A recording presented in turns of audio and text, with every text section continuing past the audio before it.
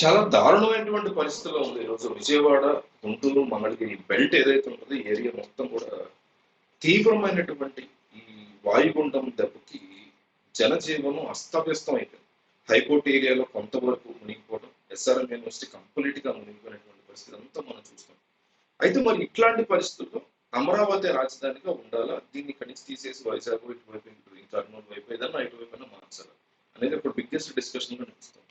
అయితే ఒక విషయం మనం గమనించాల్సింది ఏంటంటే ఇదే kind of rainfall just miss అయింది హైదరాబాద్. తెలుసా, మొన్న వచ్చినటువంటి రైన్ఫాల్ ఏదైతే విజయవాడలో పడిందో అది విజయవాడకు సంబంధించిందే, అది ఓకే, దాని గురించి మాట్లాడలే. ఇదే లెవెల్ అంటే 400 మిల్లీమీటర్స్ పడింది, ఆల్మోస్ట్ 390 మిల్లీమీటర్స్ పడింది రైన్ఫాల్ విజయవాడ. జనరల్ గా మన 60 మిల్లీమీటర్లు 70 మిల్లీమీటర్లు పడితేనే రోడ్లు మనకి మునిగిపోయి వాటర్ లేకుంటాం వైపు వేసుకుని. అట్లాంటి సిచ్యువేషన్ అంటే 70-60 మిల్లీమీటర్స్. ఇది మరి దానికి ఎన్ని రెట్లు చూడండి, దాదాపు 6 రెట్లు, అంటే 6-7 రెట్లు పడింది దానికి. అంటే మరి డెఫినెట్లీ హౌసెస్ మునిగిపోవడం క్వశ్చన్ లేదు. అయితే ఇదే రైన్ఫాల్ ఖమ్మము లో కూడా పడింది. విజయవాడ, ఖమ్మం 400 ఖమ్మం అంటే ఖమ్మం చుట్టుపక్కల, ఖమ్మం విజయవాడ చుట్టుపక్కల పడింది ఈ 400. ఇంకో 400 పడాల్సి ఉంది అదే రోజు రాత్రి. నేను చాలా పోస్టులు పెట్టాను, మీరు నా ఇన్స్టాగ్రామ్ అది చూస్తే తెలుసు. ఖచ్చితంగా హైదరాబాద్ మొత్తం మునిగిపోబోతుంది అని నేను పెట్టాను. అదే జస్ట్ మిస్ అయ్యి పక్కనే ఉన్న మహబూబ్ నగర్ వైపు వెళ్ళింది. మీకు మహబూబ్ నగర్ హార్డ్లీ ఎంతో ఒక 100 ఉంటుంది అక్కడ. సో ఆ 100కి షిఫ్ట్ అయింది.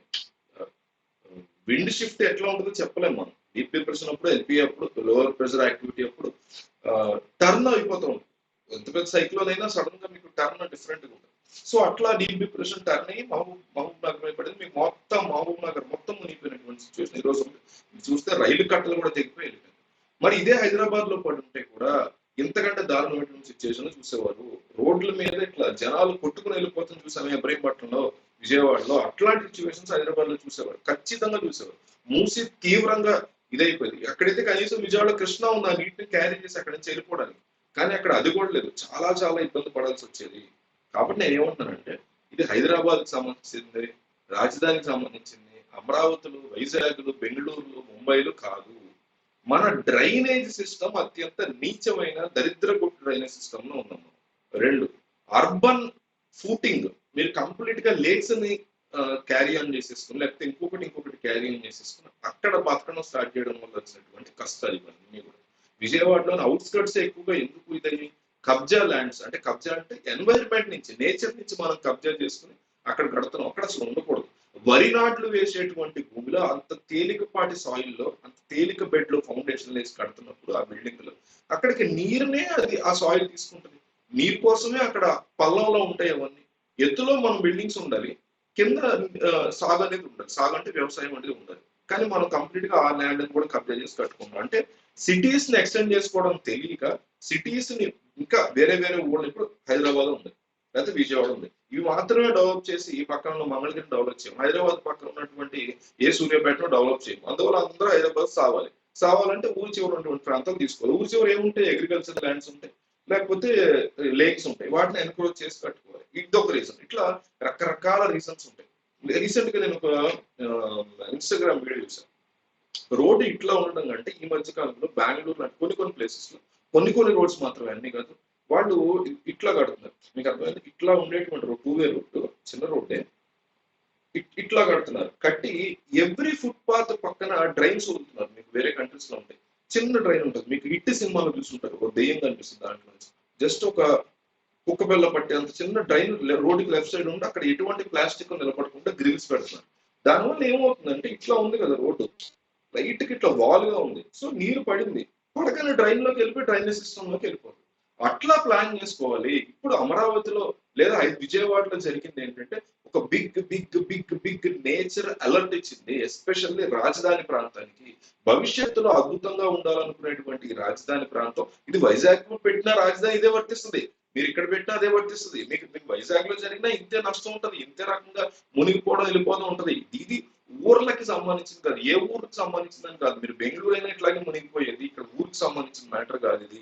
ఇది అమరావతికి సంబంధించినటువంటి మ్యాటర్ మాత్రమే కాదు. మన సిస్టమ్ ఎంత వర్స్ట్ గా ఉంది, మన ఎన్క్రోచ్మెంట్లు ఎంత దారుణంగా ఉన్నాయనే దానికి సంబంధించింది. కాబట్టి ఇప్పటికైనా చాలా జాగ్రత్తగా రోడ్లు కన్స్ట్రక్ట్ చేసుకుని డ్రైనేజ్ సిస్టమ్ లో నేరుగా రివర్స్ లోకి అనుసంధానం చేసుకుని చాలా జాగ్రత్తగా ఈ రివర్స్ చిన్న చిన్న కెనాల్స్ ఏముంటాయో వాటిని ఎప్పటికప్పుడు ప్రక్షాళన చేసుకుంటూ మీకు మూసీ రివర్ అనేది చాలా సారీ బుడమేరు కెనాల్ అని వెరీ సారీ బుడమేరు కెనాల్ అనేది చాలా చాలా క్రూషియల్ ఎన్క్రోచ్మెంట్ గురైంది.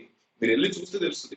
ప్రతి చోట కూడా ఎన్క్రోచ్మెంట్ అంటే అది ఒక న్యాచురల్ గా ఫామ్ అయిన కెనాల్ అనమాట. బుడమేరు రివర్ కెనాల్ అనేది మనం చేసిన డ్యామ్ లాంటిదో లేకపోతే ఏరూరు కాలువ లాంటిదో కాదు. ఇదంతా కూడా న్యాచురల్ గా ఫామ్ అయింది బుడమేరు.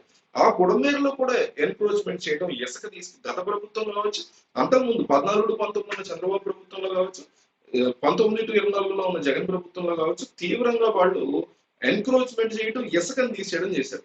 అది ఇవన్నీ కూడా మార్చకుండా, ఇవన్నీ కూడా జాగ్రత్తగా చేయకపోతే ఇంత బిగ్గెస్ట్ రైన్ ఫాల్ వచ్చినప్పుడు అఫ్ కోర్స్ ఆగస్టు నెలలు లెక్కేసుకుంటే 200 సంవత్సరాలకు ఒకసారి జరిగింది ఇది. సరే మిగతా నెలలు లెక్కేసుకుంటే 20 సంవత్సరాలకు ఒకసారి జరిగింది అనుకోవచ్చు. సో ఇట్లాంటి సిచ్యువేషన్ లో మనం ఇవన్నీ కన్సిడర్ చేసుకుని వీటి పట్ల మిగతా రాష్ట్రంలో, దేశంలో ఉన్న ప్రతి రాష్ట్రము, ప్రతి పెద్ద సిటీ చాలా జాగ్రత్తగా ఆలోచించలేదు. ఇక్కడ జరిగింది చూసి వాళ్ళని సేవ్ చేయాలి, ఓకే. దాని తర్వాత ప్రతి ఊళ్ళో కూడా డ్రైనేజ్ సిస్టమ్ ఎంత ఇంపార్టెంట్, ఇసుక లేకపోతే ఎంత డేంజర్ ఉంటుంది, ఇవన్నీ చాలా జాగ్రత్తగా మనం ఆలోచించుకోవాల్సి ఉంటుంది. అంతే తప్ప ఒక రాజధాని అమరావతిని మనం క్యాన్సిల్ చేసుకుని ఇంకెక్కడ పెట్టినా ఈ రెయిన్ ఫాల్ ఎక్కడ పడినా ఇదే రకమైన సిచ్యువేషన్ ఉన్నప్పుడు దీన్ని ఇక్కడి నుంచి తీసేయాల్సినటువంటి అవసరం ఉంది. సో ఇది చాలా కైండ్ ఆఫ్ ఫూలిష్ ఆర్గ్యుమెంట్ కింద మనం చూడొచ్చు. రాజధానిగా అమరావతి ఖచ్చితంగా బెస్ట్, కానీ ఈ కైండ్ ఆఫ్ రెయిన్ ఫాల్ ని తట్టుకోలేకపోతే ఆ రాజధాని అమరావతి అయినా, వైజాగ్ అయినా, కర్నూలు అయినా, హైదరాబాద్ అయినా, బెంగళూరు అయినా, ముంబై పెట్టినా, ఢిల్లీ పెట్టినా శుద్ధ వేస్ట్.